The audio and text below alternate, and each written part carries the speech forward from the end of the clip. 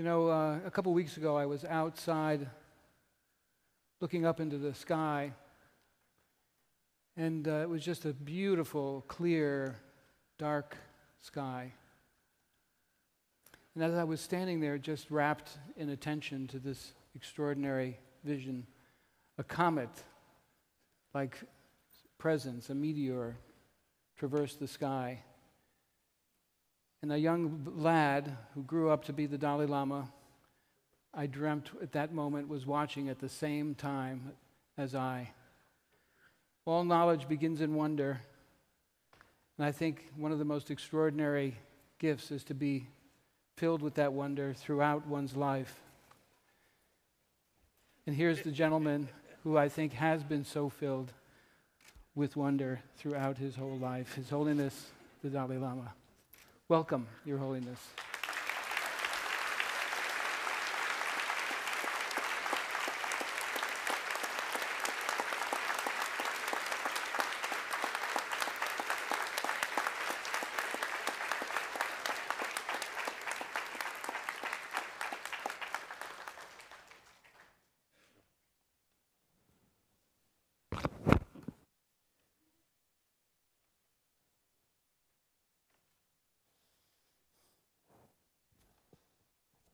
You want to sit there? You want to sit? Right? No problem. Okay. Got it.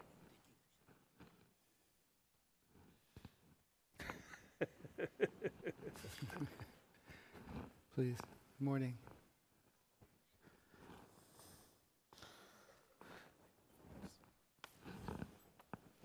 We need to have our dialogue partners mic'd, unless I'm going to be doing all the talking. Okay.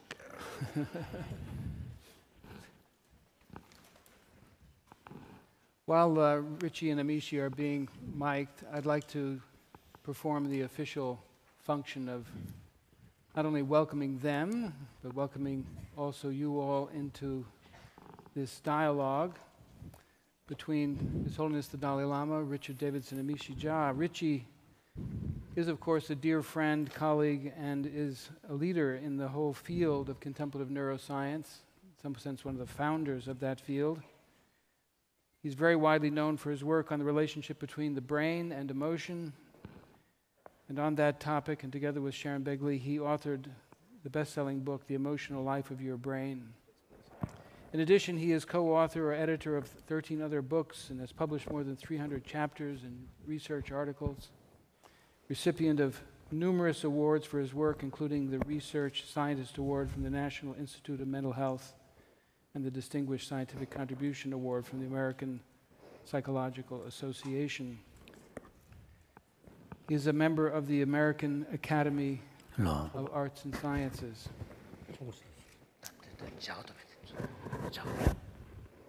Amishi Jha is the Director of Contemplative Neuroscience for Mindfulness Research and Practice Initiative at the University of Miami. She has received numerous awards for her teaching and innovation in science, including a Poptech Science and Public Leadership Fellow in 2010.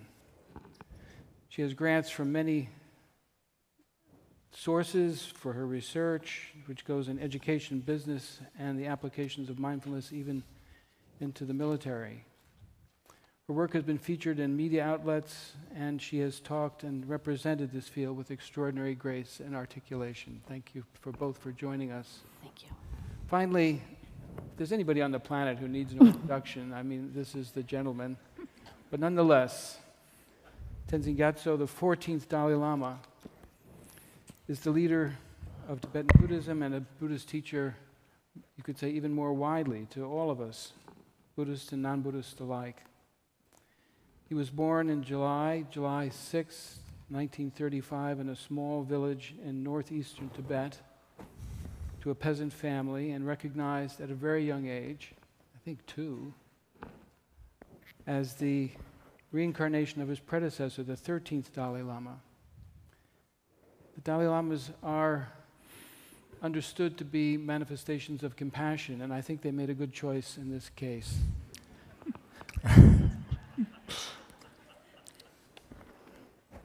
He was I think, with. fortunately, you never saw my angry face.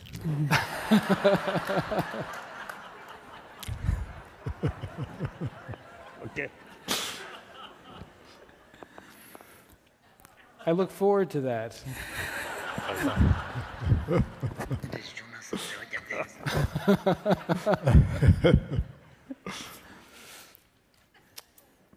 He was the winner of the Nobel Peace Prize in 1989 and is a respected spokesperson for the compassionate and peaceful resolution of human conflicts.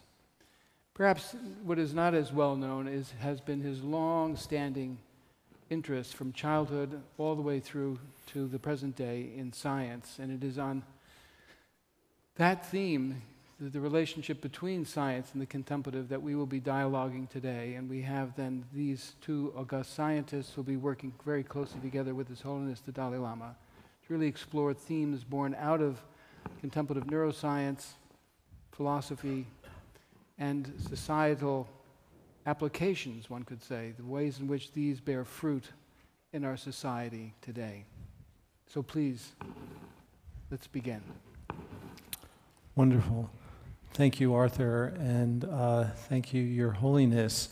Your Holiness, when I look out at the 1,700 people here today, I'm reminded of how lonely the journey was at the very beginning.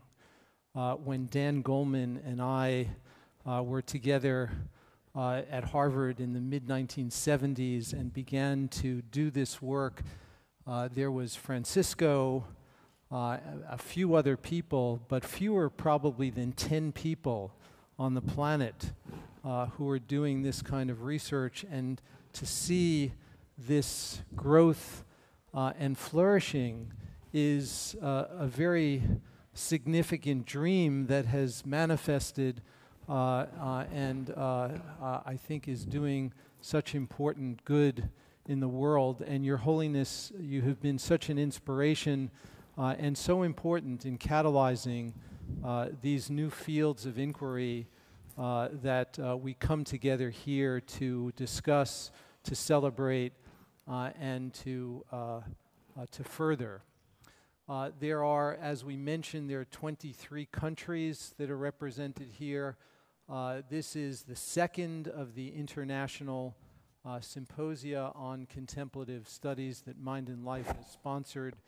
And this meeting is literally double, more than double, the size of the first one.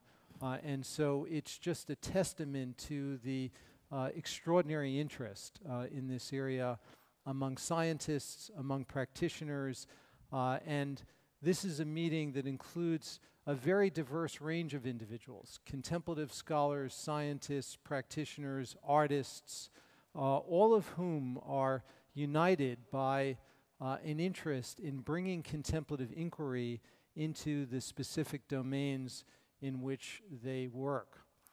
And this morning, we will explore through questions to Your Holiness a series of issues that have been central to the Mind and Life dialogues.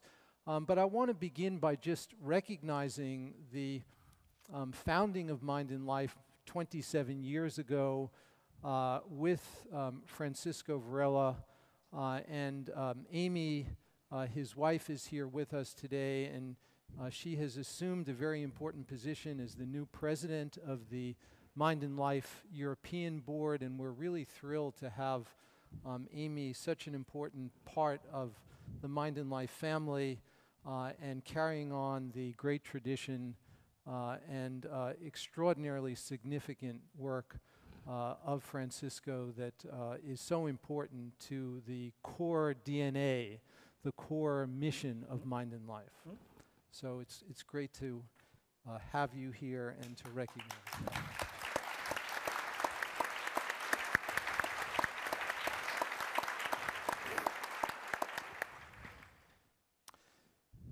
So before we begin with questions, Your Holiness, I wonder if you can perhaps just make a few remarks to open this session and reflect on both the significance of your involvement with Mind and Life over almost 3 decades, and the importance of the conversation with scientists, and also the new extensions in which Mind and Life is now involved in applying some of the insights that we've gleaned from the laboratory and trying to bring them out into the real world to benefit people in a variety of different settings.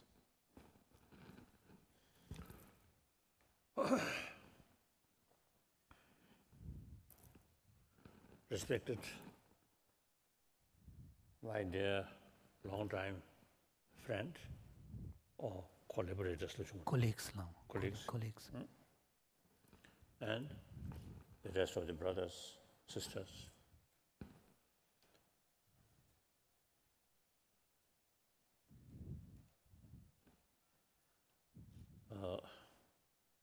I always consider myself one of the 7 billion human beings. We are a social animal. Each individual's happy life or even survival depend on the rest of the community.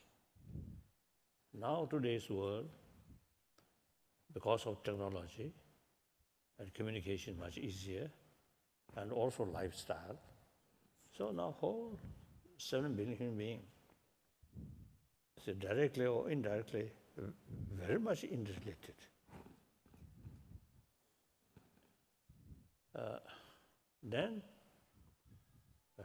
So I fully committed. Now 80 years, nearly 80 years old, now remaining maybe 10, 15, 20 years, I totally committed. Promotion of sense of oneness of humanity. Once we develop that, I think then a lot of man-made problem can reduce, if not sort of eliminate completely. So much sort of our problem is ultimately this very strong sense of we and they, and self-centered attitude. Then no respect others' life.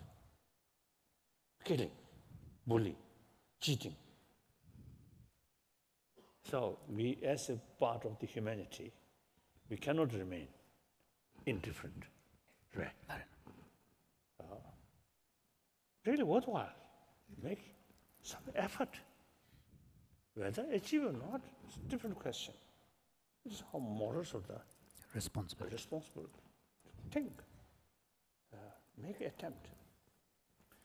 Now, science.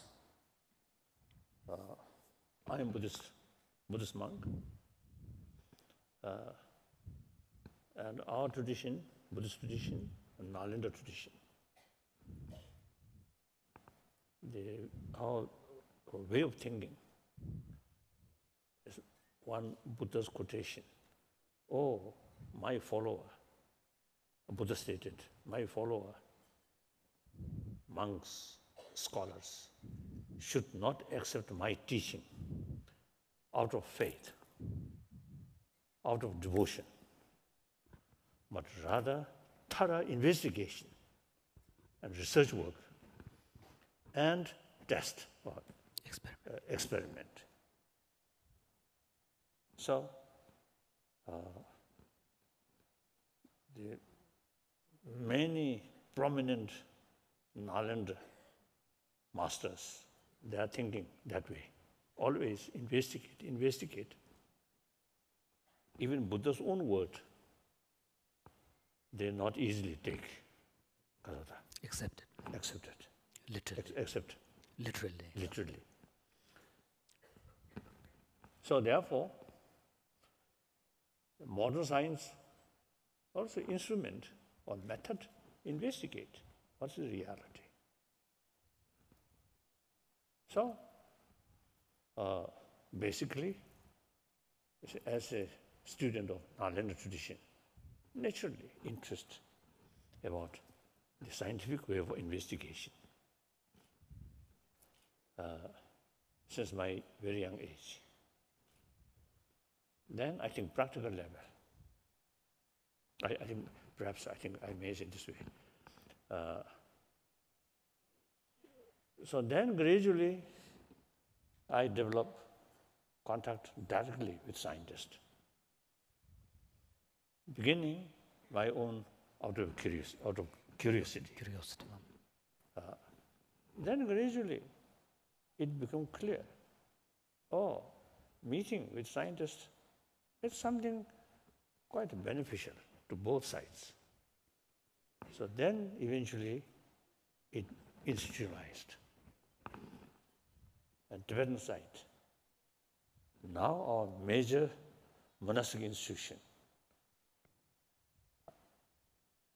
already start a lesson of science. And actually, formally, the Kasore. In fact, it has been incorporated into the curriculum itself, so that there is an important examination called the Giluk examination, and science is one of the required topics, subjects in that exam. So, we, as a Buddhist sort of a student or Nalanda student, although there are some the topic like cosmology or the particles or important quantum physics, the concept already there. So further sort of discussion, further enrich as a result of meeting with scientists. And then scientists, they about quite detailed sort of explanation about human mind, human emotion. I think these people, as a result of a few decades, now they, I think their knowledge about mind, about emotion, I think a little bit enriched by Buddhist information. And especially you, as a brain specialist, you try to find what is the emotion, purely test in animal brain. Difficult. Human mind, you see, human brain is something very special. So in order to know the more profound way, the movement of brain sort of cells, naturally, the mind or emotion, something very close. So they also find some useful. So our sort of the cooperation is actually enriching our knowledge in external world, internal world. It's purely knowledge, right? Or scientific knowledge. I think this meeting simply expand our knowledge about reality, external as well as internal. This is number one. Number two, obviously, we have this physical and this mind. So our top priority is happy life. So in order to achieve happy life means healthy body, healthy mind. So modern science mainly related with physical or material. This is immense help to bring physical health. At the same time, now some scientists begin to realize for healthy body, healthy mind is very, very crucial. So if may I say so with respect, you see, usual sort of the method to bring peace of mind, tranquilizer, and alcohol, maybe drugs. So if there is another way, is it to bring inner peace, it's worthwhile to explore.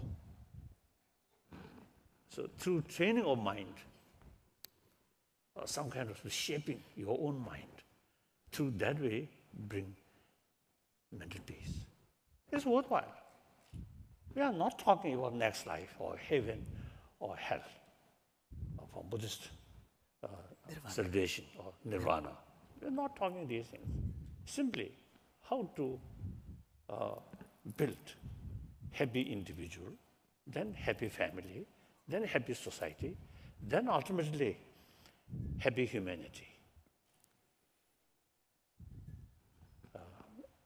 So that's, I think, responsibility to scientists.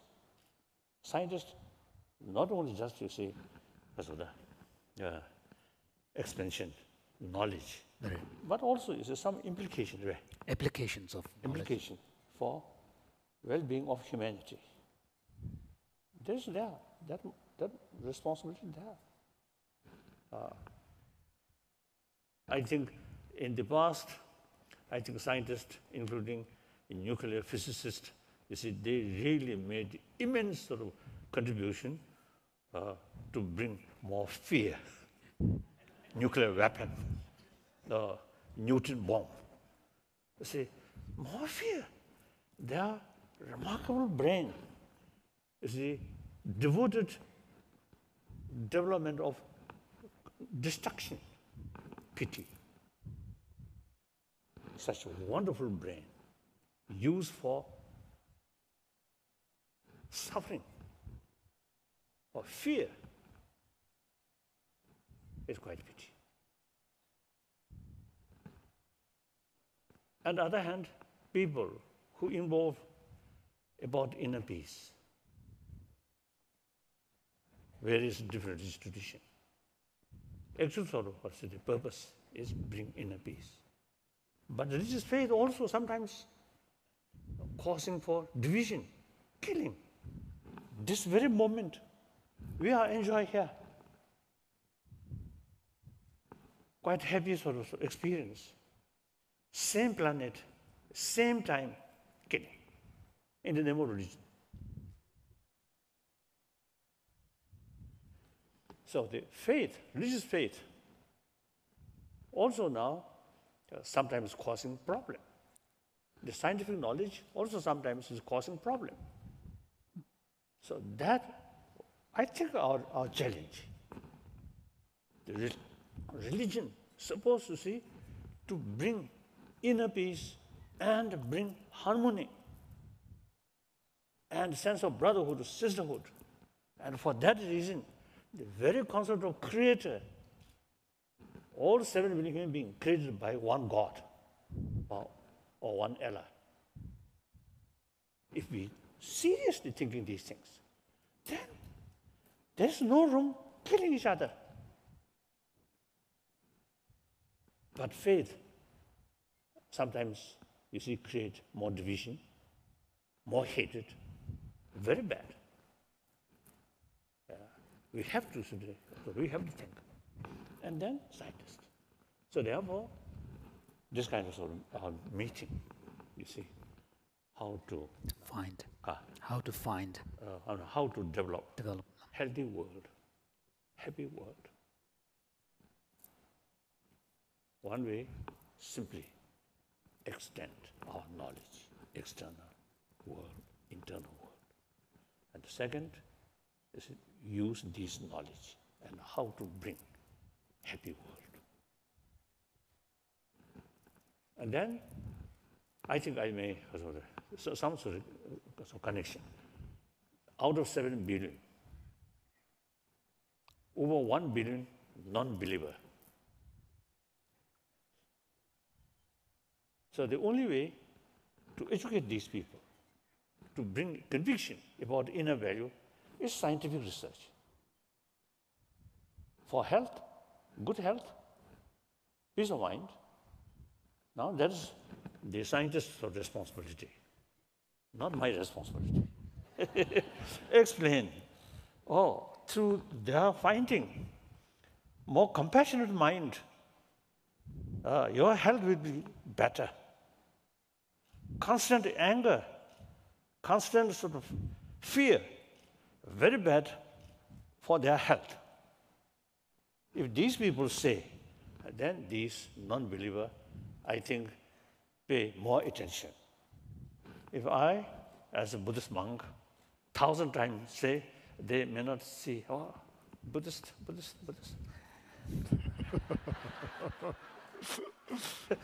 So here also you see our cooperation is really sort of useful, clear. As a Buddhist monk, I often telling or take as a quotation these scientists sort of findings. There's more sort of Attraction. more weight. Right. Like that. So now I'm looking forward to Having a dialogue. to serious discussion. Like that. So thank you. That's all.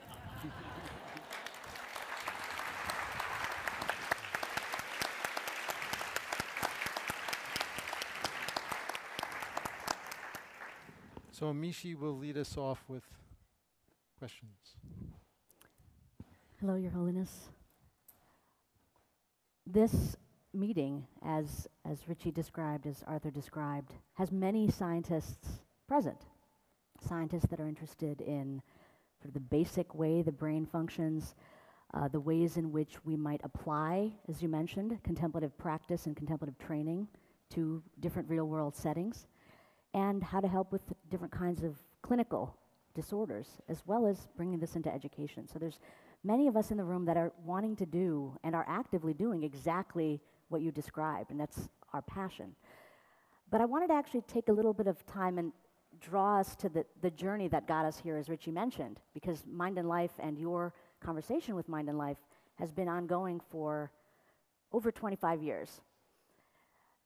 And I guess I wanted to begin by saying a little bit about my own journey and how it relates to this. So I'm a neuroscientist like Richie. I study how the brain pays attention. And for the most of my training, I was studying just that.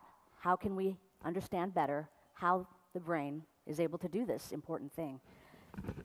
But then, because of my own interest and my own practice with contemplative training, I became very impassioned and interested and just deeply curious about studying the effects of meditation itself on the brain.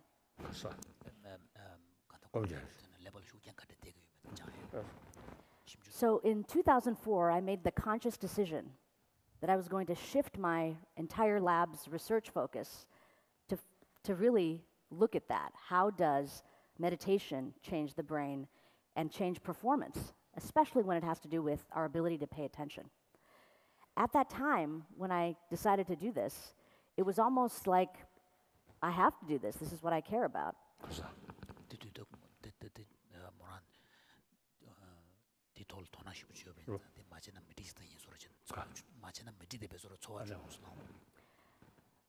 But when I informed some of my advisors and my colleagues that this is the direction I'm taking, their first response was, it's a bad idea, and it's very risky, and don't do it.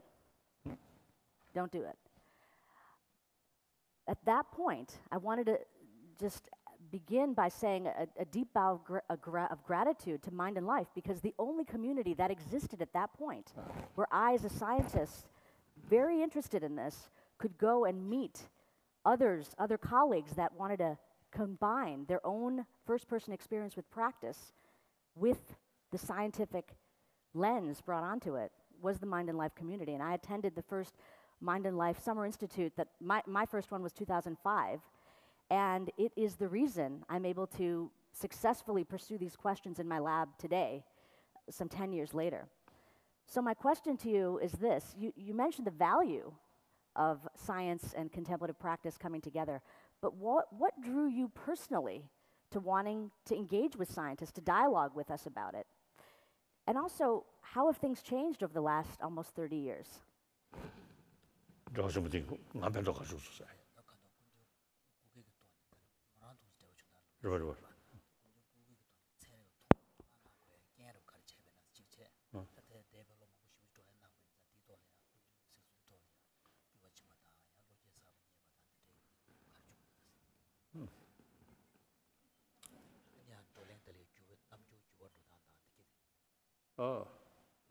first part, interest for science from childhood. As a young boy, with the name of Dalai Lama, so I received different type of toys. So you see these toys, particularly you see those moving things. The ones with motors that can move around. Some small sort of car. And also I remember very clearly one time when the instrument which meant those damage. The plastic special which condos meant damage. So there was a motorized miniature a toy of a British soldier with a gun that could actually move. I remember that at this size. So, like that, whenever I receive that, a few moments, perhaps few days, I play. Then, out of curiosity, how movement come? Then open. Then often destroy. But no regret. Open and some knowledge, you see, movement, there's some machines. Mechanisms. So So when you wind up with a key and then how the mechanism functions. then some movie projector.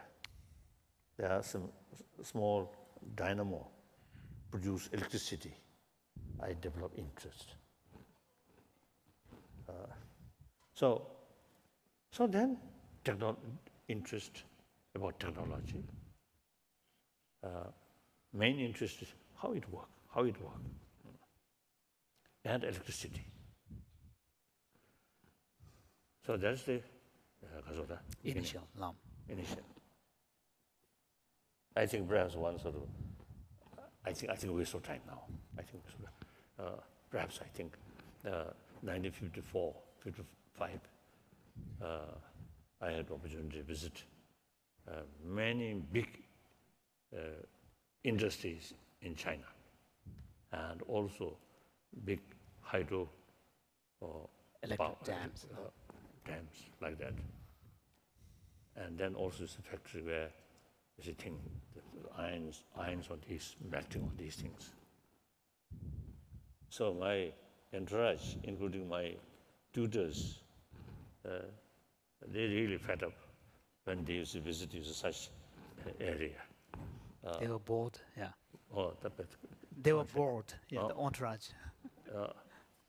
me, very much interest.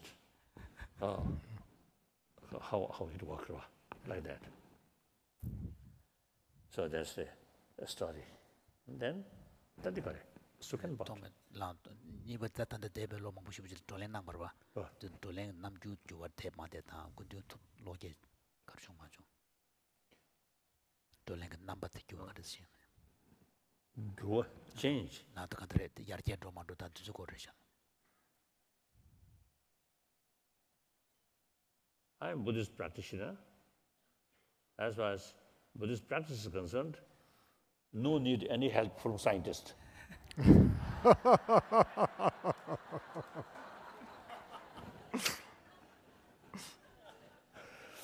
But you see, the purpose of one's own practice is serving other people, serving other sentient beings. Our daily sort of prayer is as long as space remains, as long as sentient beings suffering remain, I will remain in order to serve. If that prayer is serious, then you must do. Other galaxies, we have no direct contact. Doesn't matter what happened there. We can ignore.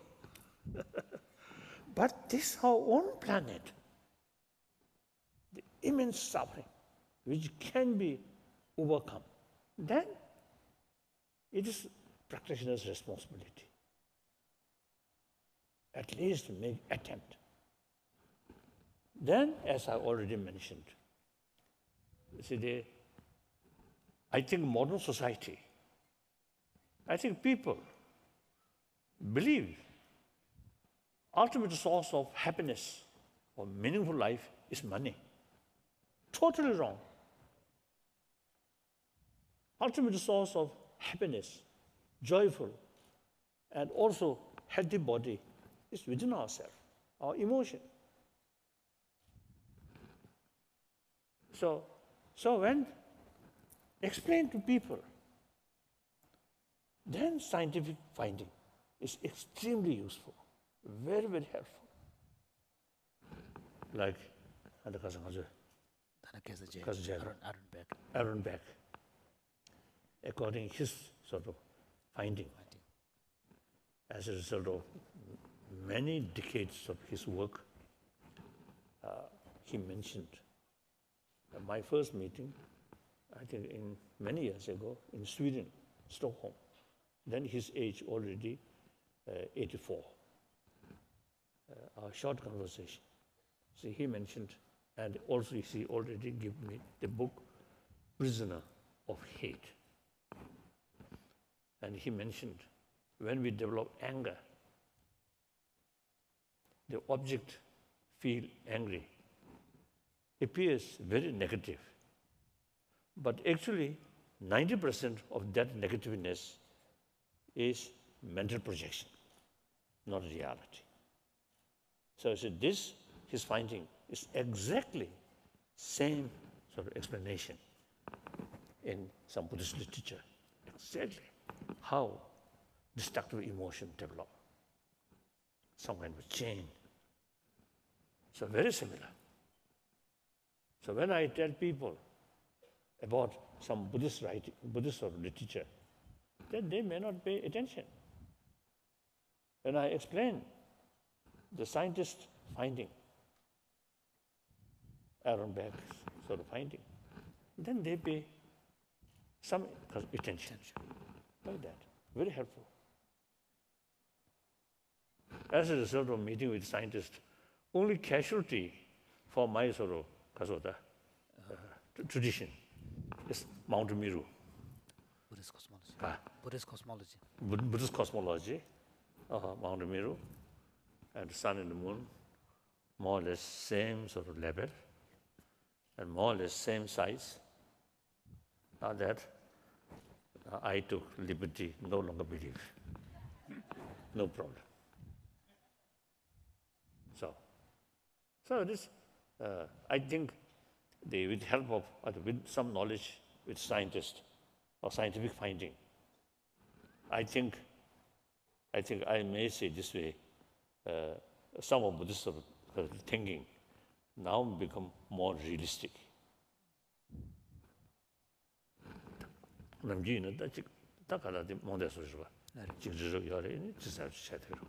Because otherwise, those who are brought up entirely in the tradition tend to take even these cosmological theories and descriptions as being, really true, with a kind of a naive attitude. Thank you, Your Holiness. Your Holiness, over the years, you have on many occasions made reference to the extraordinarily refined distinctions in the Buddhist tradition regarding qualities of the mind. You have introduced concepts from Abhidharma and other Buddhist texts to help scientists to think more deeply about qualities of the mind. And as you see the development of neuroscience and the development of the modern science of the mind, are there particular questions that you believe are not being addressed sufficiently carefully, that the Buddhist tradition speaks to? Are there specific insights from the Buddhist understanding of mind that you think are central for modern scientists to consider seriously and to investigate?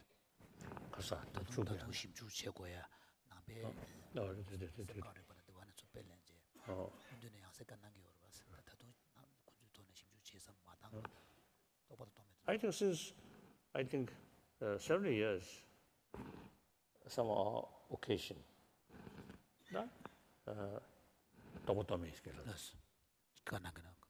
Yes. So His Holiness was referring to the fact that on several occasions he has made this point. One fundamental distinction drawn in Buddhist epistemology is between mental processes that are more sensory oriented and those that are more cognitive and thought oriented or conceptual. So like faith or compassion, all these not sort of sensorial sort of Processes.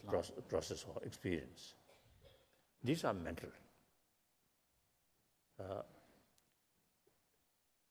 So only mental level have the ability to judge. Sensorial, no that ability. And also the Tongpati Senju, Tomi di Tunju.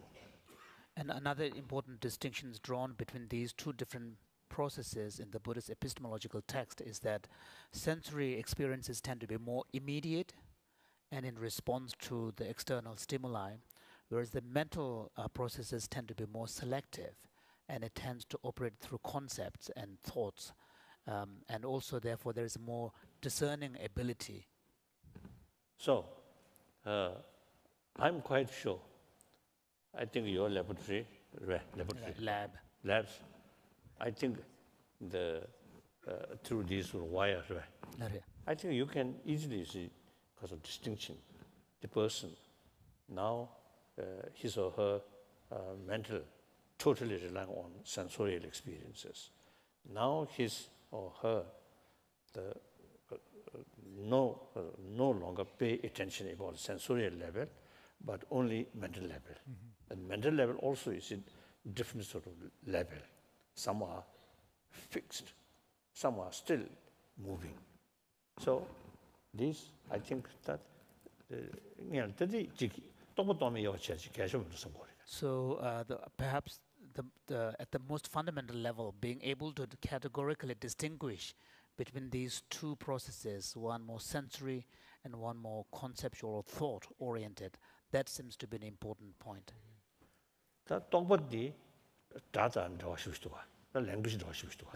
So when we are operating at the level of thought, then it becomes very closely connected with the language and sound. Those animals say no language, and those animals, some simple language, some kind of different voice, different sound.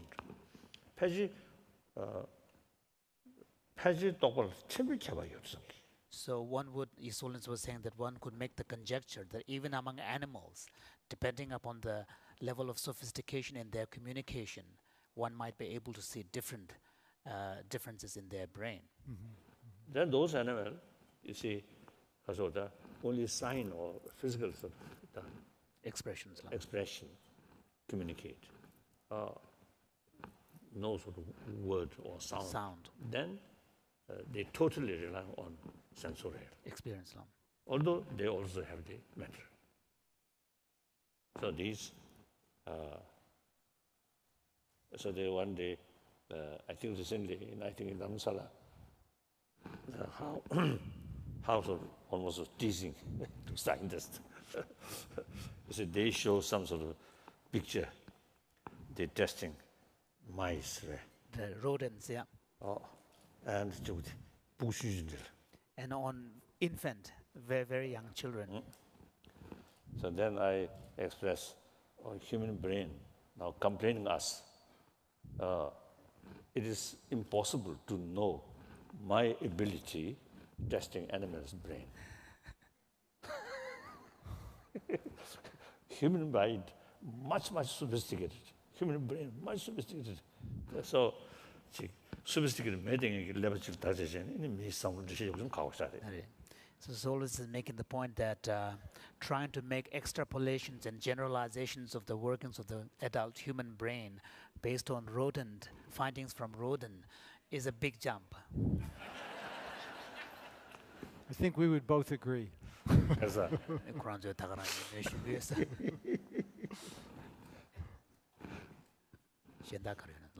나병원의 랭귀지 저 힘주 제거에 나병원의 삼당변의 신다 가려나스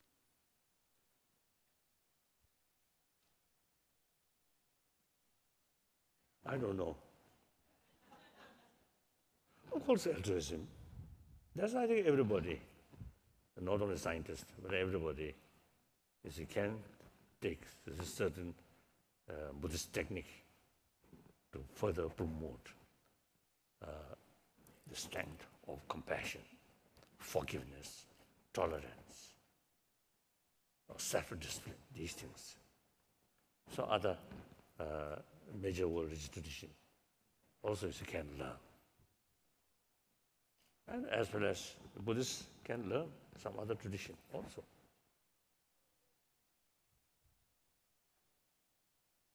So in the philosophical field, that's different.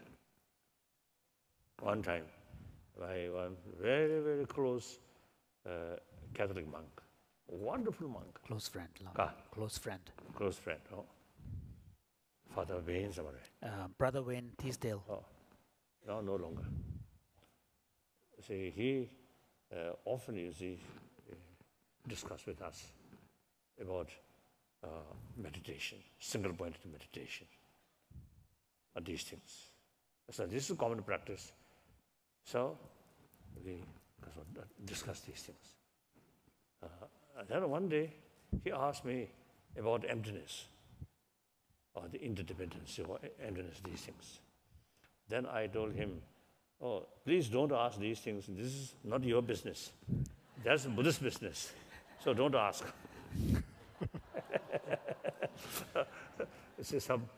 And actually, I feel, Yeah. I feel, you see, some fear. The Buddhist concept, everything interdependency. Relative, Lama. Or relative. No independent existence. That philosophical view might hindrance their single-pointed faith towards God, absolute, permanent. So I do not want to share these things. I do not want to shake their faith. It's not good.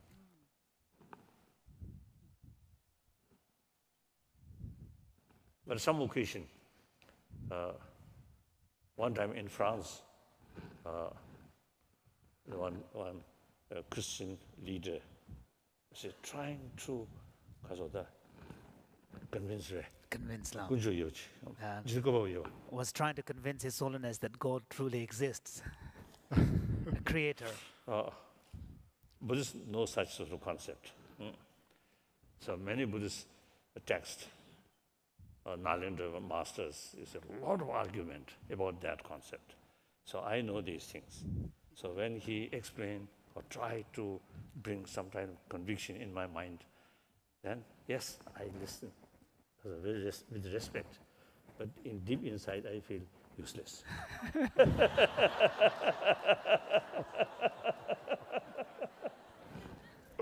So one's talking about a useless effort, trying to convince. Because we train many texts, there's a lot of argument about concept of creator. So as a student, you see, we know these things. So meaningless effort, isn't it?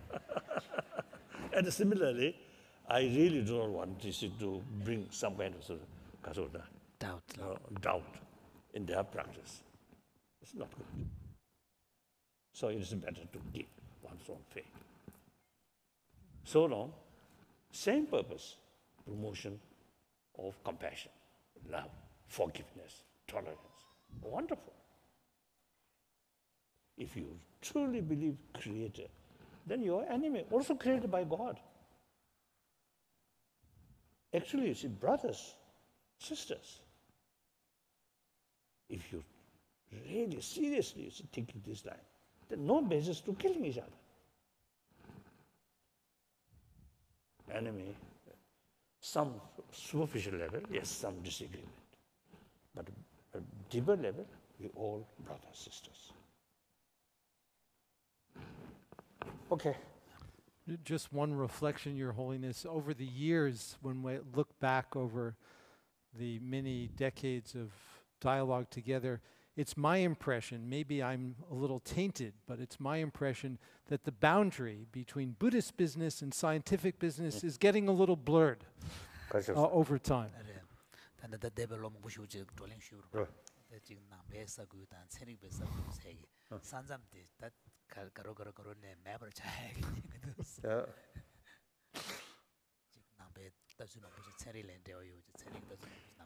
Now here,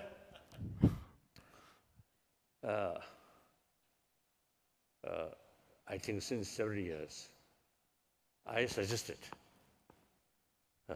to Buddhist scholars, Tibetan Buddhist scholars, because the Buddhist scholars of Tibetan tradition, Tibetan tradition, Nalen tradition. Indian and Tibetan tradition. So sometimes you see the Tibetan Buddhism, this very word is to create some kind of impression. Tibetan Buddhism is something different. No. All our tradition directly come from Nalanda tradition. The reason, even me, very lazy, reluctant student, I memorize, I think 7, 8-year-old, memorize all these texts wrote by Nalanda masters. Then gradually, you see, when we study, each word explain. Again, most of the text, commentaries written by Nalanda masters. Yes, Tibetan masters. All Tibetan masters' writing ultimately depend on one quotation of Nalanda masters. So therefore, you see, Tibetan Buddhism is truly Nalanda tradition. Okay. So about translation, about 300 volumes, 320 volumes translated from India. These are our texts. So contents, these 300 volumes, over 300 subject matter, 300 volumes, can divide 3 parts: science part, and then philosophical part, then religious part. So our last 30 years, about 30 years of our sort of discussion, dialogue, not dealing with Buddhist religion. In the philosophical field, yes, such as you see, the concept of big sort of gap, appearances and reality. Usually, you see, we say truth. That some extent in our sort of discussion. For example, quantum physics. If you look, quantum physics sort of the theory, you can't find flower, these things. Another one level, yes, we can say flower, good and bad, good smell, bad smell, like that. Deeper, we can't find. No kasota. Objective reality. Objectives of reality. So this clearly shows gap, appearances, and very, very deeper level of reality. Such things, you see, relevant. Some relevant. And then impermanence, momentarily changing. Subatomic sort of level, all the time moving. Otherwise, like Four Noble Truths, these are Buddhist business, not with scientists. Then the Buddhist science now about external matter, so particles and internal matter, mind, emotion, these things. Now, this is now common subject. That the boundary, very good. So when it comes to the science of mind, then yes, there is no boundary.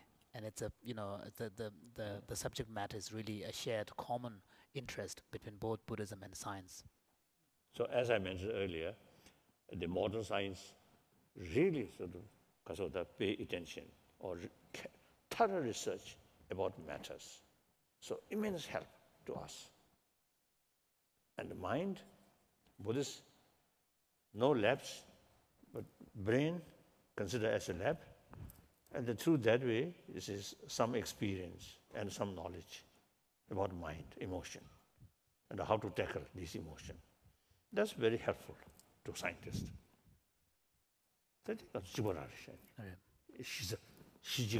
So then we have a same kind of a scope and a field of inquiry between Buddhism and science.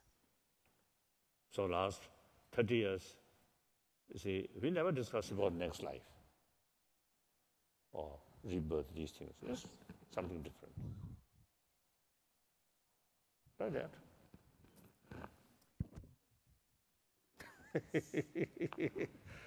When we discuss about consciousness and then continuation of consciousness, that sometimes involved.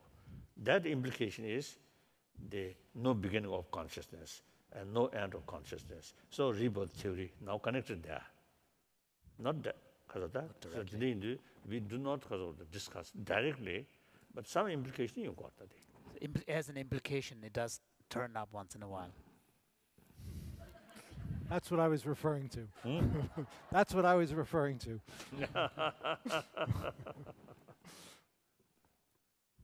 So, Yes. yeah,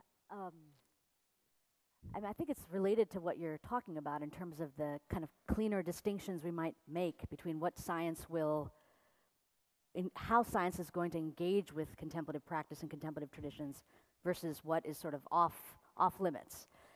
But now, in today's day and age,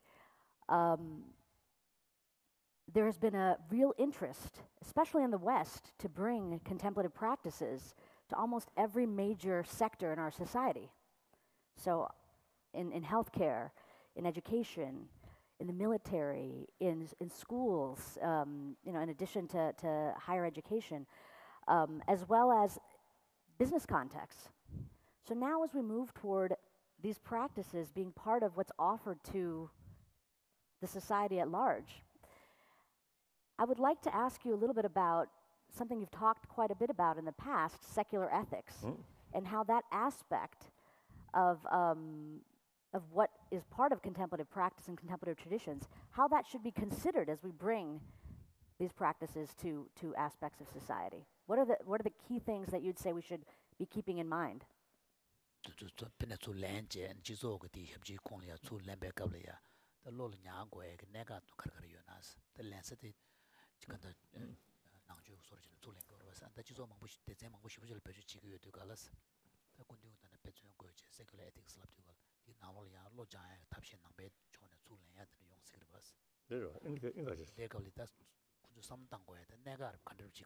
I think firstly,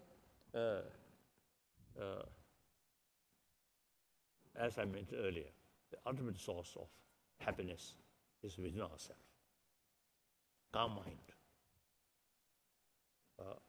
is the ultimate source of happy life, and also ultimate source of good health. So therefore, now for that, the knowledge, sufficient knowledge about emotion or mind. So that now we already now involved last few years. We are trying to make a curriculum purely based on secular approach. It can be fit in secular education field. So next, I think 1 or 2 years, that curriculum, draft of that curriculum can be available. So here, one way,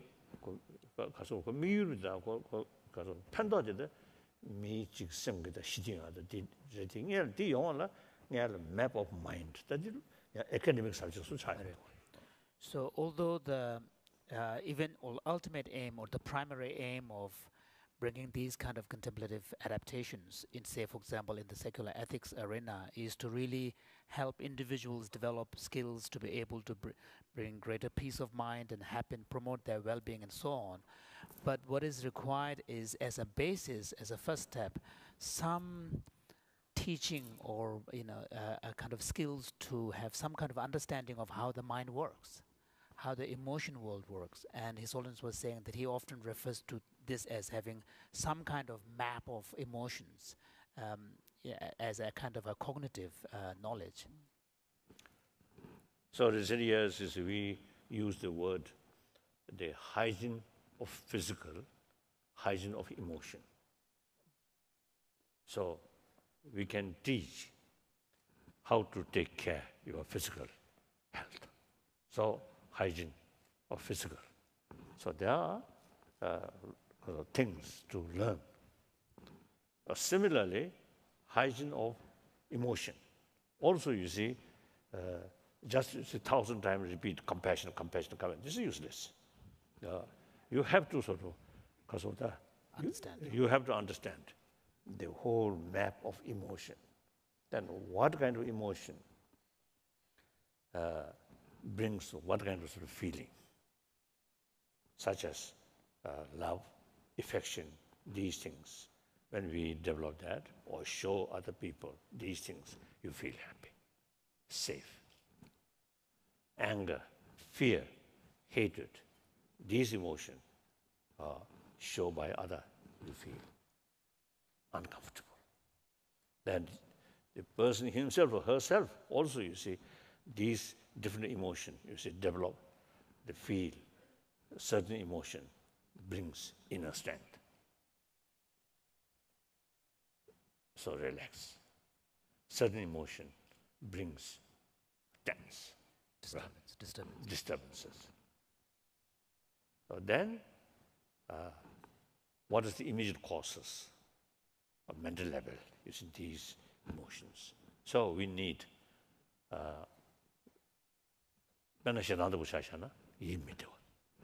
For example, if we take the example of anger, in Buddhist psychological thinking, we understand that anger arises as a result of frustration, some kind of sense of dissatisfaction.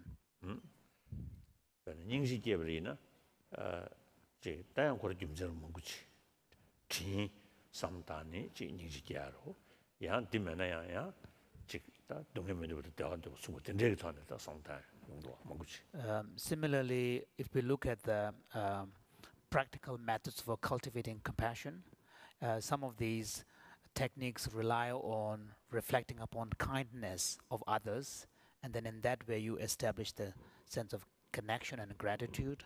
The other kinds of method emphasizes establishing a kind of a commonality and recognizing that just as I wish for happiness and do not wish suffering, the other person too do not wish suffering and wish for happiness. And on that level, you establish the connection and then extend compassion. So in order to take seriously about hygiene of emotion, you need some knowledge about the world of emotion. So that one part is we can take as a subject, because of the academic subject. Almost like an academic subject, yeah. And then conclude, because of that. As a conclusion. And then from this, on the basis of understanding how these various emotions work and their internal dynamics and relations, then you can develop the conviction, yes, compassion is important for my happiness, for my well-being. So, transform 7 billion human beings and ultimately whole world more peaceful, very much related with compassionate world. So that you cannot inject, through injection, bring compassionate world, impossible.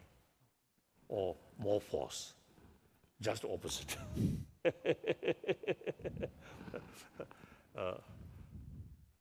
So the only thing is mental transformation. Mental transformation. Mental transformation never takes place by force, by fear, by compulsory, must voluntarily. So in order to carry voluntarily, you have to know pros and cons, right? These different emotions. Then willingness for my own interest. I have to sort of reduce this destructive emotion. I have to increase these positive emotions. So education, awareness, extremely important. So the existing modern education system is very much oriented about material value. That's my view. So now, existing education system, not complete. So it doesn't really serve the full needs of a growing human being. Yeah. That inner value can't do But on the other hand, the problem is the moment we speak of inner values and its importance, people tend to think about religion. That the and non-religion But then that approach based on religion does not really reach everybody because there are a lot of non-believers as well. And frankly speaking, as I mentioned earlier, among the believers also, you see a lot of destructive emotions, corruptions also there. So therefore, these are clearly shows lack of real conviction about inner value. Once these convictions there, then religious sort of teaching really sort of helpful, further develop like that. Okay. Well, I have one more thing to ask Sure. because of the same point that you raised around conviction and voluntarily having an interest in cultivating compassion or other types of mental qualities that contemplative practice allows us to cultivate. Many times people don't have an intrinsic interest. And many times now in current society, their offering or their knowledge of contemplative practice, in particular mindfulness training, comes through the workplace, let's say, or it comes through their profession in some way. So what do you think about actually having connection between the ethical code or the values of their profession connecting with what you're calling secular ethics? 간단 밀폐하지 가르치는 이제 그냥 가서 그렇다. 남주서를 진짜네 수 가르려야 했는데 뒤로. 단독 문화한 태워대 들으시던데 직수단 총총도 대전나데 배주 제변은 코란주 대한 닝지단도 저렇게 총보주 지조 나로 배주 지금 코란주 대 밸류 날 추고요 말아. 이때 로장에 그 검그리 망보지 닝지단데 셴뱅의 밸류 요지가 디 군주 초배 밸류 날 레버 제고로 베스. That the tag summed up in it. I think that depends the different level of awareness. One level, just your own circle, your own sort of organization, or your own work. And then it's a compassion, these things, not direct sort of relevance. Then, from wider perspective, you are still in a human society, such as business. Now, here, connected with huge gap, rich and poor. The people involved in economy, they have the moral responsibility to think seriously how to reduce this gap rich to poor. Now here, moral principle now, related. And for long run, any company, any multi-cultural national company, or some American sort of company, really from their profit, you see, making contributions. So these things, there are. So these, that's the keepsan치고 계시면서, 다 간다. 질 팬버지, 미교지지 샴지도야. 틀렸습니다. So it's only saying that even among the existing corporations, there are varying levels of kind of corporate responsibility. So there are some companies which are profit companies, but at the same time they have a much higher level of social responsibility as part of their corporate values, and they make it a point to share some of their profits to help and contribute to the society. So, and the main point is that those organizations and business institutions who are interested in their long-term success, then those consideration has to be part of it. But earlier, His Holiness was saying that as far as adapting contemplative practices and bringing it to various sectors of the society, whatever works, the motivation has to be to help. So, for example, scientists, when they carry some serious research work, then is there some sort of training, single-pointed mind, or sharpness of mind for investigation? Isn't these very helpful? And these, again, indirectly related with compassionate mind. More compassionate mind there, you see, these work properly. Too much frustration, or anger, fear, see, our brain cannot utilize fully. Too much, isn't it? So, any human activities ultimately related with inner peace. So, should not take as a religious thing, as well-being of human being. Like that.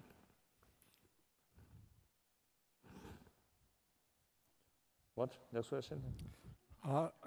Thank you, Your Holiness. Your Holiness, there are many people here in the audience that are now starting to undertake the scientific study of different forms of Buddhist meditation. I wonder if you can help us in thinking about this area are there any stages along the path of practice that are common across different forms of Buddhist meditation practice? And one of the things that we as scientists are always looking for, as you well know, Your Holiness, are ways to measure the qualities that Your Holiness often talks about. Qualities like warm-heartedness, qualities like compassion. We, in the scientific arena, we do not have good measures of these qualities. And I wonder from your own experience if there are specific behavioral markers, or is there a quality of demeanor, of comportment, something that we can begin to investigate that may be helpful in marking different stages along the path that scientists can potentially explore and harness in the work in this area? 남주자 말다가도 건축광한 태슈 때와 다대차래야 체지해서 저 남주탄에다 그 따야지. 체는 템포요 말해서 체 소에 그 체도야 답시에는 진남주다 야 미드 삼만당당다 군주 단대도네 남배슈 셰샤도 군주 냠용도네 세제 중배나 체르보고 때 스펜서레스 영 침주 체배가블이야. 그치? 난게 영어세 소소소다 들어. 맞아. 체도 가고다디. I think that's difficult. 다한테 폴 액맨 공기식 동거 남주탄에 직대 가서 그게 심중을 뭐 무지 시에도 와. 나와 진짜 탄에 직다야면도. 마시지다 중내야 체도 송여로 친 룡한 남주도 송여로.这不是他们现在旅行남주탄에 지용 거다 송어도 배시서 그런 게မရှိ다. 先去就是呢，去世的其实说人的什么大的事啊，치면 좀 다서 저 먹으시다 류기셔 하고도 네 류등아 이 애는 가라 지난데요. 천원 내에 이제 접거장 추이를 기원 남지 때는 딱하는 밑에 잡아서 되겠다. 망고지 타는다 다야지 봐. 또 그들 때 그랬을 것이다. I don't know. Someone was saying that this is actually quite a complicated and difficult question. And it reminds him of Paul Ekman's facial coding techniques, which may be one way of going about looking at some of these, indicating certain emotions on the part of the person who's expressing those emotions. Yes, there are in the Buddhist texts quite a lot of discussions about these behavioral indications of different kind of realizations. For example, in one text it says, just as we infer the presence of fire through the perception of smoke, just as we can infer the presence of a body of water by waterfalls kind of hovering above in the skies, in the same manner the mental qualities of the bodhisattva can be inferred on the basis from their own external behavior science. And similarly, just to say, one or two occasions, we cannot decide. It's a prolonged way. It's a sort of it's not just, observance of... Yes, and particularly passing through difficult circumstances, then we can know the person's real inner strength. So in order to do that investigation, you create more problem to other people.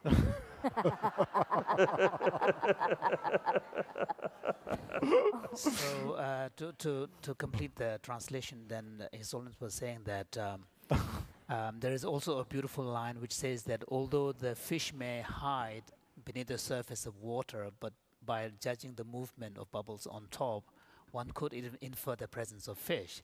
So, and the point here is that yes, there are behavioral and verbal and kind of attitudinal expressions or signs that can be indicative of people's states of mind. But here, as he pointed out, it's not a question of just observing once or twice. It's a sustained observation also in different settings, and particularly under challenging situations. And then there are discussions of lists of actually quite a behavioral science indicative of much more advanced levels of realization. There's a whole collection of them known as signs of irreversibility, but those are, we're talking about quite advanced states of mind. Challenge, that was challenge that sometimes you had the kilometer had a single lingo dong set. Yes. Lingo was lingo has and mistake to score to there. So that's yours. A so go use. One church was and Namsan land. So therefore, it's the observance of these signs, especially under challenging situations, is an important one. So this reminds a story that Lama once told, where I received serious teaching from him. Very, that's not normal, humble person. No. So he said that there was a man circumambulating, and in the Kora section there was one person sitting down and meditating. And then the person who was circumambulating asked him, "What are you doing here?" He said, "I'm meditating." "And what are you meditating on?" He said, "Patience." And then this person who was walking around said, "Well, in that case, go to hell."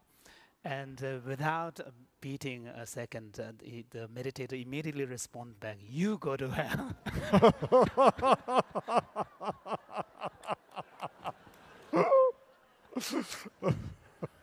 So the main point His Holiness was making is that it's actually quite difficult to really develop those kind of measures. Science. So as I mentioned earlier, you see, through difficult circumstances, then you see that person's sort of mental level still remain calm. That's one sort of indication. Indication. But then deliberately create some problem. That also is difficult. So, like that. So then I think, then best thing is perhaps the simplest thing would be to cultivate first clairvoyance. That's Buddhist business. Not only Buddhist, but many ancient Indian sort of non-Buddhist tradition also you say have the same practice of shamatha. like that. So here I have one nice story. I think in the early 1960s, one American who settled in a similar area In he India. in India.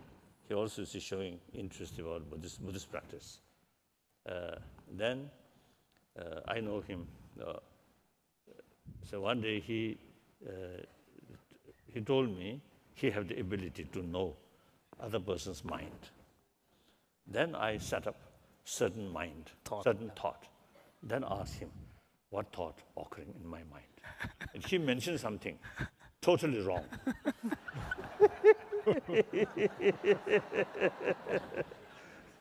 So I follow scientific way.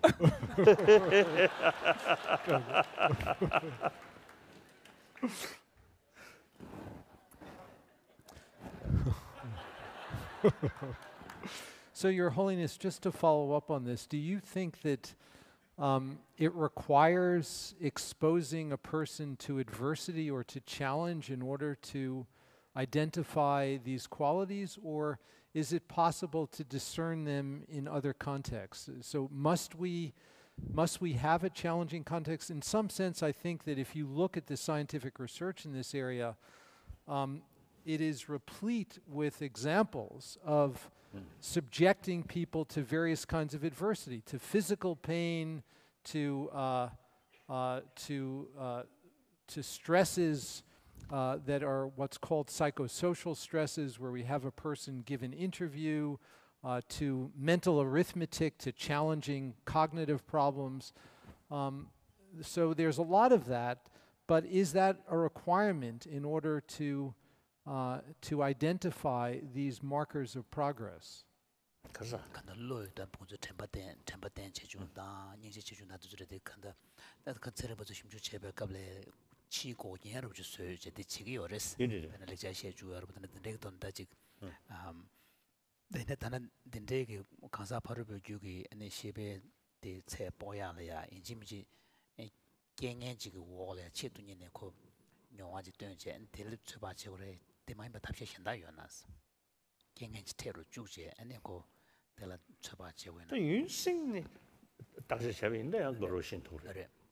The other alternative is to do a much more sustained observation rather than a kind of a one or twice kind of challenging situations. It's a more sustained observation.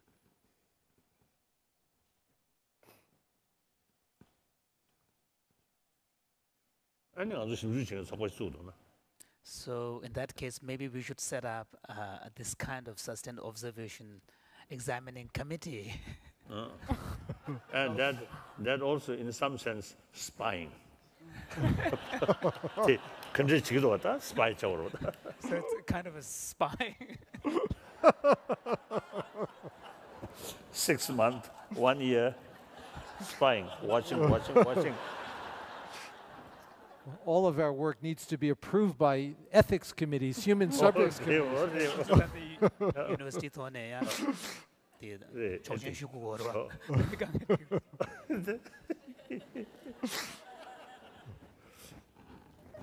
Can I ask a follow-up?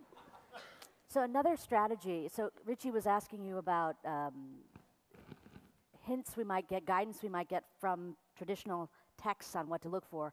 But another approach that may be something we can think about is having the scientists themselves learn firsthand and experience firsthand what these practices are. And in fact, for those of us in the room that are in that situation, I think many of us come to wanting to understand and study contemplative practice because of our personal practice. But, it ends up that there are traditions that have done this before. And my name, Amishi Jha, the last name, is from a region of India called Bihar. And Bihar, as I understand, was where Nalanda was. So I would love it if you could say a little bit about that former tradition that existed that did try to blend the first-person perspective with a scholarly and scientific strategy to kind of guide us today.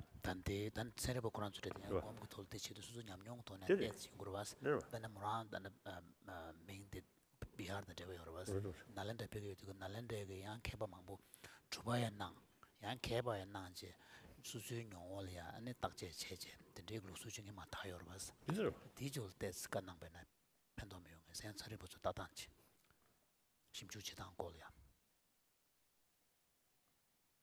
단지도 무슨 말이니 베르샤샤나 아 로짱니 림베기 배나 천진 낭신 아니 총조야 되는 치면 낭신 떠야 다른 집에는 요몽을 샤샤나 지 대외 연대를 작배 작과 떠야 단지도 베셔도 So of course you're right. They were great Nalanda masters. 아니네 미디 지금만 신경 거로야 Lama. 다 지금 매봐 요 돈도 시간이 되냐 요다야 So you're right that there were many great Nalanda masters who were both practitioners as well as great thinkers and who were critically This is not, examining not only Narendra now follower of the Nalanda tradition, Nalanda tradition or Buddhist tradition, Buddhist tradition. Yeah. Theravada.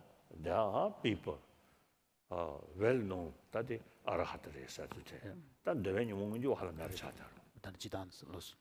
So they are, they are very highly revered, well-known masters, including in the Theravada tradition, who are, universally recognized as having attained certain states like Arhat. So they were individuals who not only were great practitioners, but also. Arhat에서 실은 과스자겠지만. 그 난게 냠용부터 하네. 체질이 So, for example, like attainment of the Arhat state is not a kind of a status conferred from the institution to an individual from outside.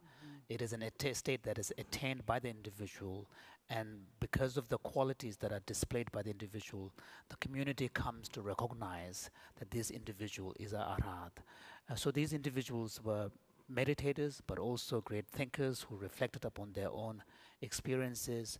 So the indications of these are, for example, like as an informed meditator, like a monk, would, as a result of the practice. Oh, not only monk, but lay people also. As a result of the practice, might actually begin to recognize that there is no attachment to the kind of. Now, say through years practice, then the same object which 10 years ago you really feel much sort of attraction, attraction or attachment. Attraction. Then compare today's your sort of feeling. Compare 10 years ago, you find some change and grasping independence of existence.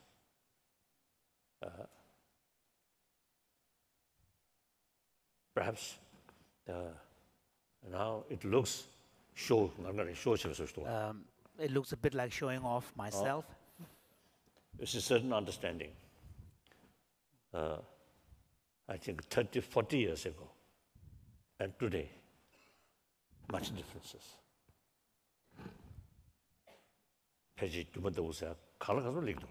So, for example, one of the key perspectives that is developed in the Buddhist tradition is the recognizing the illusion-like character of external world, recognizing their kind of ephemeral nature. So his Holiness was as saying, a result of constant thinking, I think 24 hours, including my dream, thinking about absence of independent existence. That really helped, immense help. The whole sort of attitude it's changed, yeah.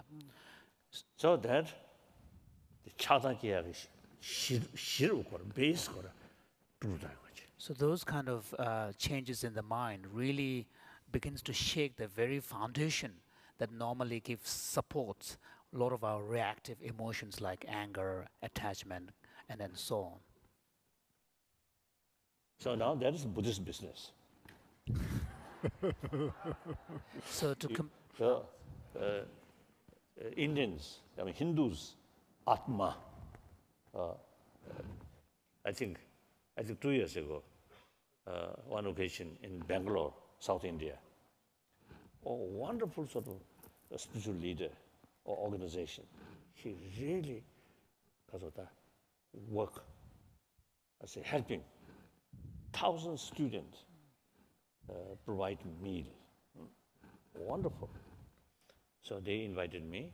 I went there. Wonderful. Then just private conversation. We talked about some Buddhist practice and Hindu practice. Then I told, yes, we are traditionally trained spiritual Brothers and sisters. brothers, sisters. All three training: morality, single-pointed mind, and then wisdom. These are same. The only differences is Atma and Anatma, self. Self and no self. Yeah. Oh. So Hindu, Atma. I am Buddhist, Anatma theory. Then I told him, that's private business. I believe Anatma, useful. You believe Atma is quite useful. So, no problem.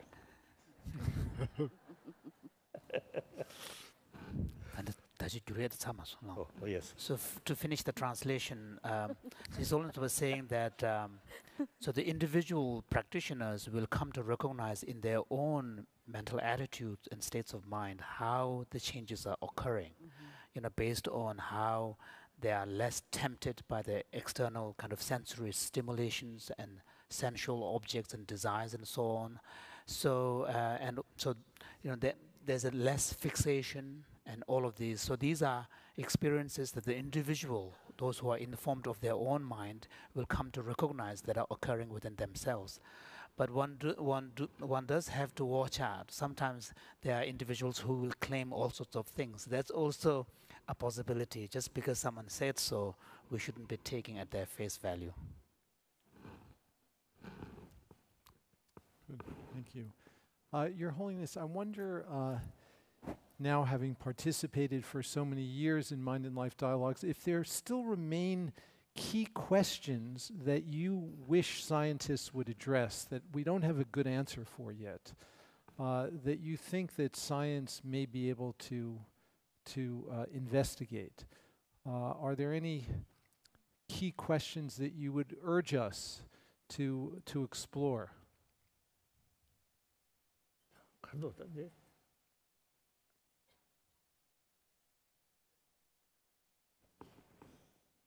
I don't know particular thing. I don't know. I think, as I mentioned before, two purposes. One, expansion of knowledge. Still, you see, we can have more work, more discussion, and eventually, I think the Buddhist science that we have compiled the scientific aspects of the subject matter of the Buddhist texts. And then also that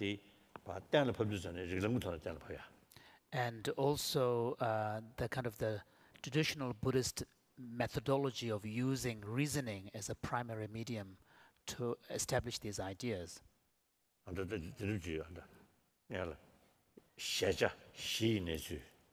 So, for example, the format would be in this particular compilation. What is the presentation of the views about reality, and the presentation of the views about the subjective mind that that engages with reality. And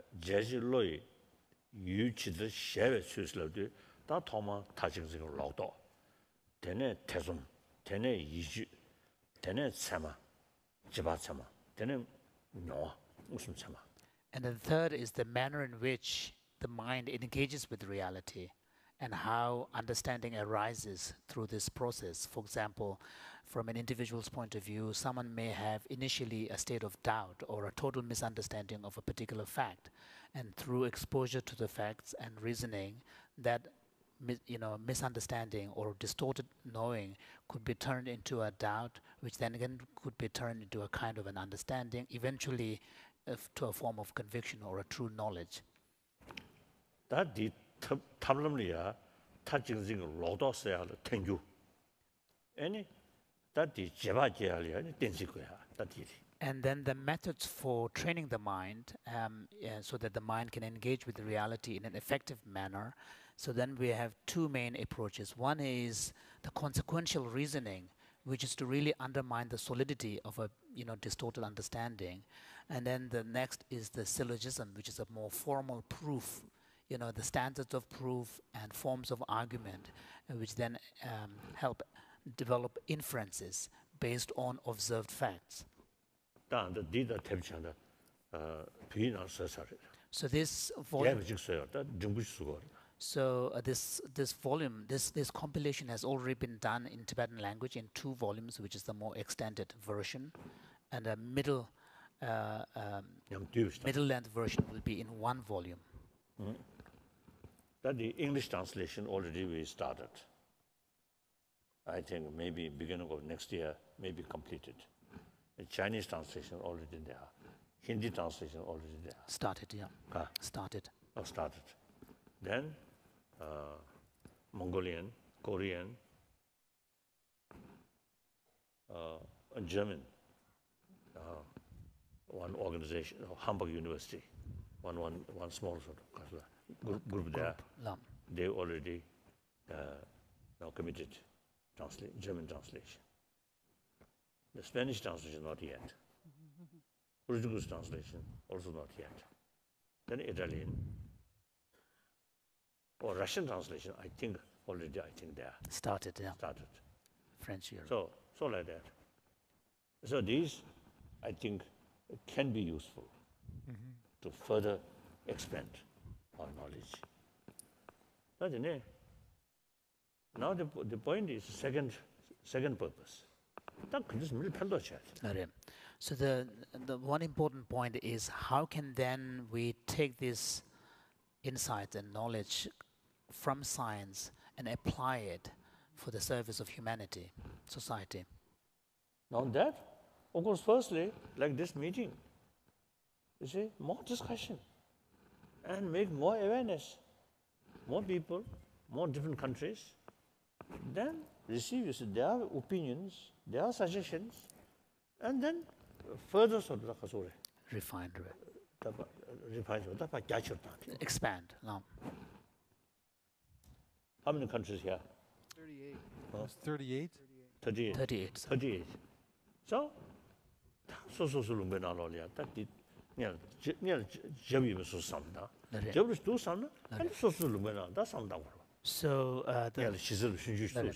the members of the various countries that are represented here, so on the part of each individual, first of all, you really need to feel convinced that this is valuable. This is something that is really in the service of humanity. There is something here that is substantive. And if once you feel convinced, then in your own area, you can start making contribution by spreading it and sharing with others and establishing kind of from a grassroots level. Can I ask a question? Sure. So we talked about 38 countries represented here, and we talked about applying this to right now. Last night we began this conference with a beautiful presentation by Diana Walsh Chapman, in which she described for us very poignantly the problem we're in right now as a world in terms of climate change. Yes.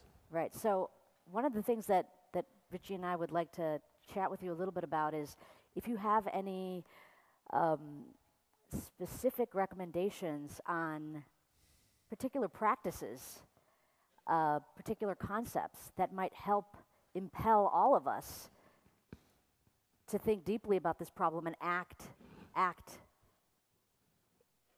in an immediate manner. I think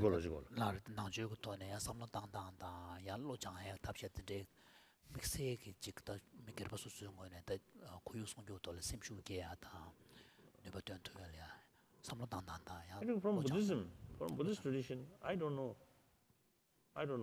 Only one story. Is a Buddha, his birth, not in the Paris, but on the tree. Then when he enlightened, when he got enlightenment on the Buddha tree, when he passed away on the tree. and did what? Duenalia, any Gindu, Nessus, Yanetsu, into spirit of water. She's done any Gindu, Nolishung is Jixing to show. The any Gindu Jim Pingy, that do not do scorn grass water. She's an air mutiny and the Shin Jedesha, didn't do. So if you look, Yanekoduria, so the kind of the concern, or at least kind of the protection of the environment where the monastics are living, seem to be actually built in the very ethos of the monastic life. If you look at the scriptures, you know, in the old days, the monastic groups would move from one retreat to another retreat, and another batch will come. And in the Vinaya text, there are very explicit references to what are the responsibilities of the new group of monks coming into this retreat. And one of them is the importance of making sure that the saplings of trees that have been planted by the previous group are taken care of, watered, and looked after. So, there seems to be a genuine emphasis on this. And then similarly, during the rainy season retreat, there is an explicit prohibition of any activity that would involve cutting a life, like tree or bushes and so on. And then emphasizing the need to make sure that the water in the local area are not polluted and kept pure. Otherwise, I don't know. But now I think the practical level.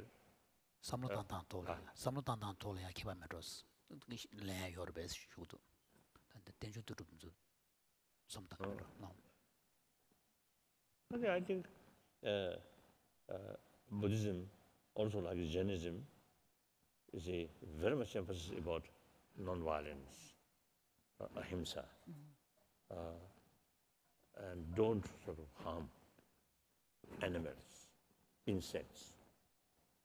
So the environment, the insect, So wild. This emphasis on non-violence, even towards animals, seems to be very much related to the kind of concern for the environment, especially the wild. But then I think mainly I think practical level, the scientist, now again is a scientist, the ecologist. They really, make a presentation. If presence is trend, go continuously. Meantime, population also increasing. Then the consequences is really very, very serious. So then this planet is our only home. If this sort of home eventually become desert, in the what order? So where can we all go? Scientists, particularly technologists, some big craft, spacecraft, go to some other planet, and then we might sort of invade them if there is sort of suitable area there. That also doubt. Spend a lot of money, a lot of energy. When you reach there, hopeless. So therefore, you see, this is our home, only home. So it is our responsibility, also our responsibility to look after, take care of this home, like our own room, like that. So that also is, I think, the education on the basis of those experts sort of the findings, detailed sort of explanation. For myself, when I first came to India, I have no idea about the responsibility of ecology. Then as a result of meeting with scientists, who, that's detailed, precisely, you see, the explanation. Consequences. Precise explanation, detailed explanations of the potential consequences of human behavior on environment. So then another thing, obviously, like violence, bloodshed, immediately stuck on our mind. The degenerate of environment not that kind of sort of obvious obvious, but without much sort of visibility. visibility, gradually some damage. Then when we actually feel some lung infection due to dirty air and some problem of eye, then maybe too late. So therefore, we really need sort of education. And because of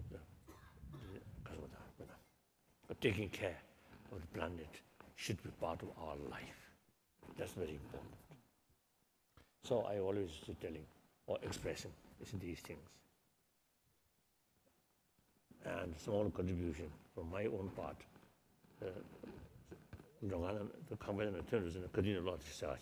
So His Holiness was saying that on his part, a small contribution he makes is that whenever he's out of the room, switches off the light. One thing. Then, And do not take any baths in a bathtub. Because of safe way.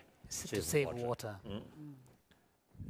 But 2 showers, one morning, one evening. So I don't know how much difference is.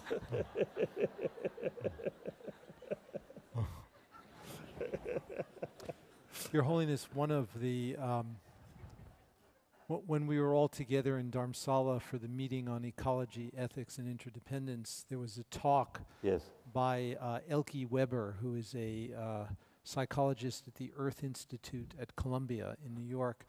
And she made, I think, a very important point, and the point that she made was that in order to engage citizens to do something helpful, it's important not to simply convey a negative message about how bad everything is. When we hear all the facts about the planet, it can induce a state of helplessness. We don't know what to do, where to turn. And one of the things that she pointed out, which I thought was so beautiful, is that when Martin Luther King gave his speech, it wasn't, the title of his speech was not, "I have a nightmare." It was a positive vision. And I think that, Your Holiness, I wonder if you can help us create that positive vision in a way that will motivate us to engage. Okay.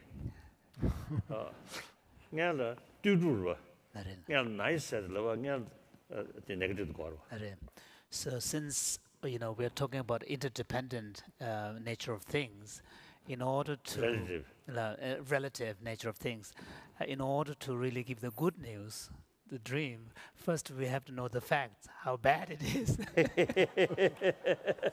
Negative side, man. The positive side, Because without painting the negative picture first, and there is, you cannot appreciate the positive side. And then also, I think to some people, I think positive sort of sign, the positive side, they may say, "Oh, good, wonderful, but not much serious." Or negative side, you see, your own sort of life, your own community, now because of consequences come, then more serious. That also, I think, human psychology is also to So the human mind is very, very complex.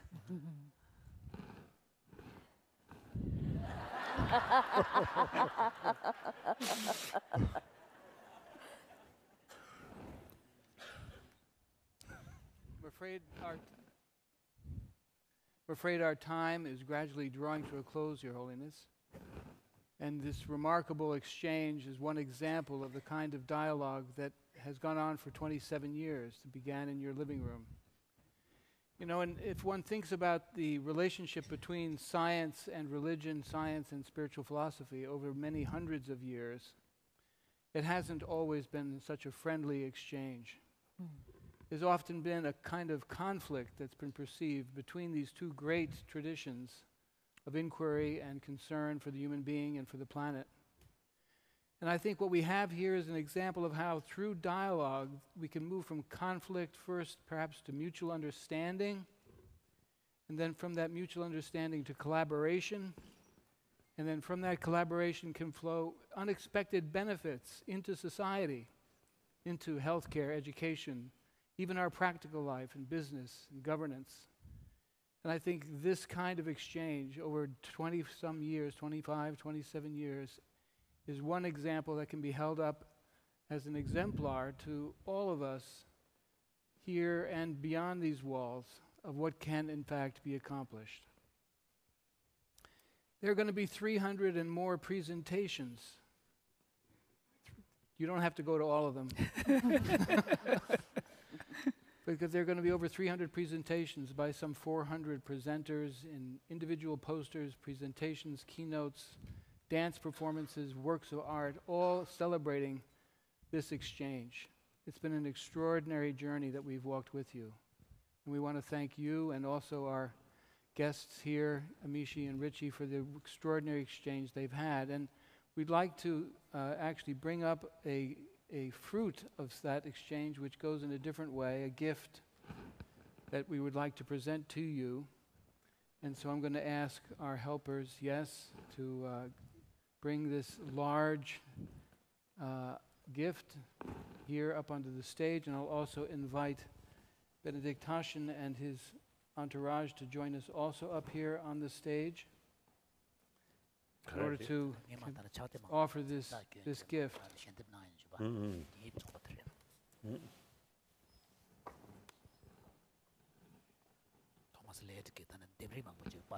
Yes. So I'd like to invite Thomas Laird and Robert Thurman and Benedict Taschen to come to the stage. And I'd like to tell the Mind and Life audience here what is before us.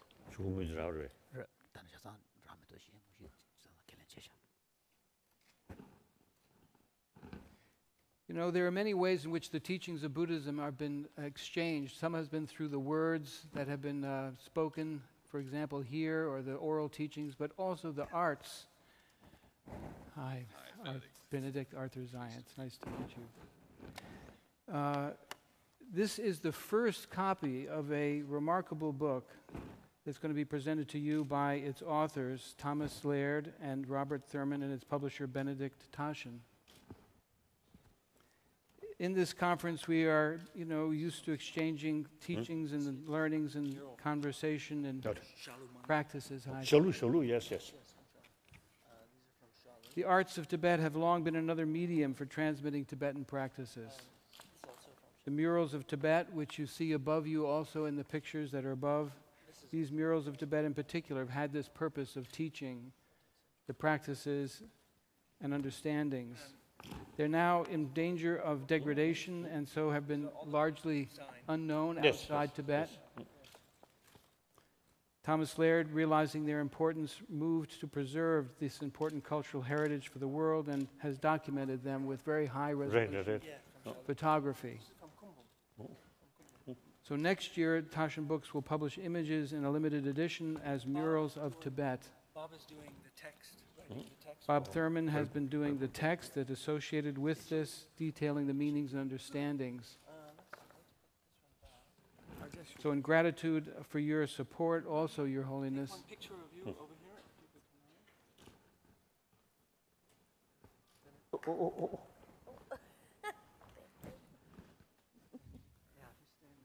Okay. great.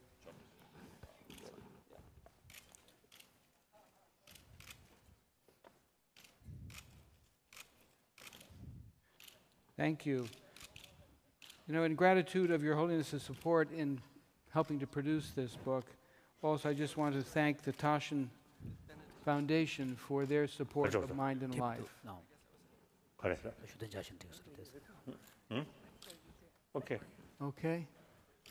Thank you very much. Really appreciate all your support and your help in this remarkable work of art and celebrating the great arts of Tibet. Yeah. Maybe you can make your way down that way.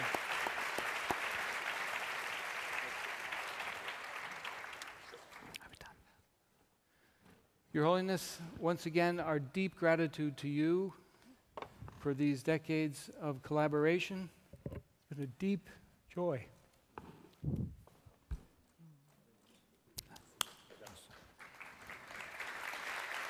Thank you. Thank you.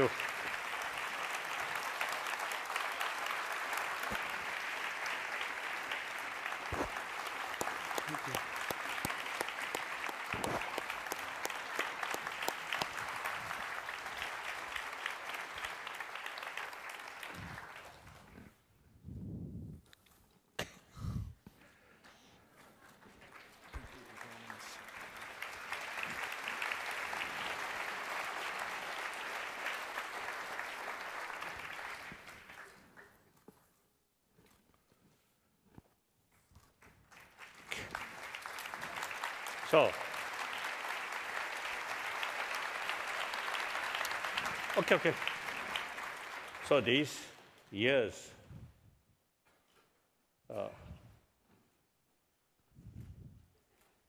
see, without their sort of full cooperation, right? Cooperation and work hard, you see, this kind of achievement cannot Take place. Cannot take place. So although it's a mental level, also you see there are cooperator, Colleagues. colleagues, you see, provide new ideas, new knowledge. But practical level, perhaps, I think maybe you see, because of the too ambitious or because of the prejudice, Presumptuous Lama. presumptuous, yes. Idea, I think, come from here. But they truly implement these things seriously, sincerely. So like hand. So head and hand together. Now some contribution. So I really appreciate. Only head, then blah, blah, blah, blah. That's all. With hand, they're really something effective sort of activities. Action. So, thank you. Now this is both American. So now, 숨도 그죠. 아. 숨과 여름 람. 숨 아자들레. you of course originally from India. So this idea come from India. Secular ethics. Now implementation carried by American. So now many, I think over 30 countries. So another American invasion. Now this sense very, very positive invasion.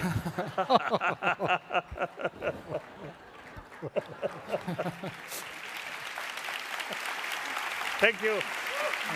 Thank you. Now